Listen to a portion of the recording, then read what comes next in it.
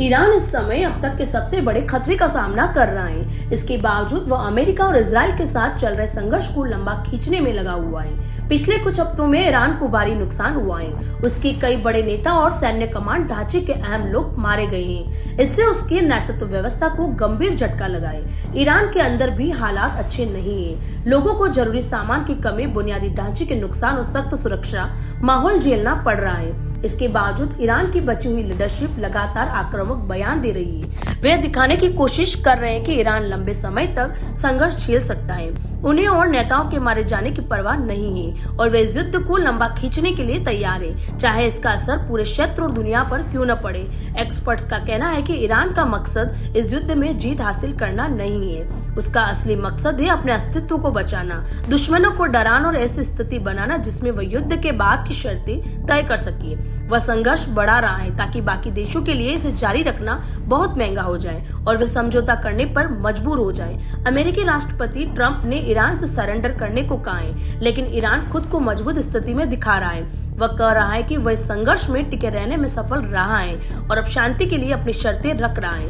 Iran चाहता है कि युद्ध खत्म होने के बाद क्षेत्र में नई व्यवस्था बनाई जाए।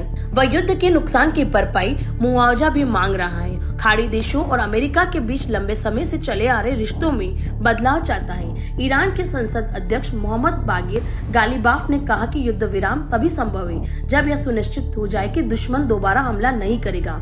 उनका कहना है कि अगर युद्ध विराम से दुश्मन को अपनी ताकत फिर से तैयार करने का मौका मिलता है, जैसे रडार ठीक करना या मिसाइल सिस्टम मजबूत करना, तो ऐसा युद्ध विराम बेकार है। उन्होंने यह भी कहा कि ईरान तब तक लड़ाई जारी रखेगा जब तक दुश्मन अपने हमले पर पछतावा न करे और दुनिया और क्षेत्र में सही राजनीतिक और सुरक्षा हालात न बन जाए। ईरान के विदेश मंत्री अब्बास अरागची ने कहा कि युद्ध के बाद हॉर्मुज स्ट्रेस के लिए नया नियम बनाना जाना चाहिए जिसमें ईरान के हितों को ध्यान में रखा जाए। उन्होंने कहा कि जहाजों की सुरक्षित आवाजाही कुछ खास शर्तों के तहत ही होनी चाहिए।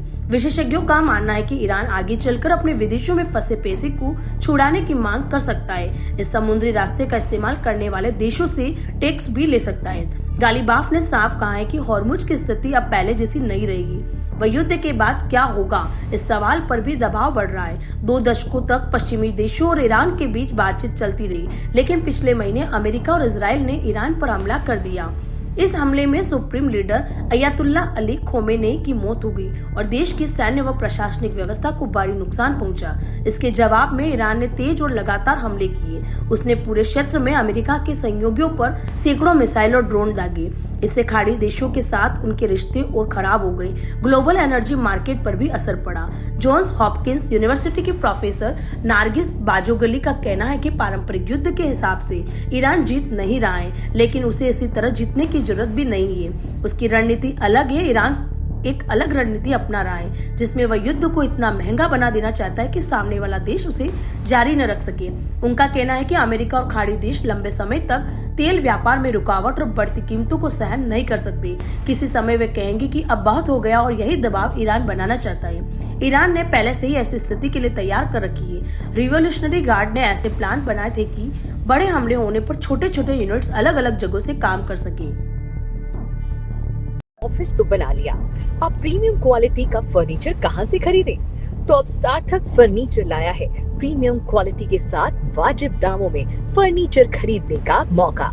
यहाँ आपको मिलेगा शानदार 6 और 8 seater sofa set, double bed, अलमारी, सभी फर्नीचर आपके बजट के अनुसार, वो भी कम दामों में।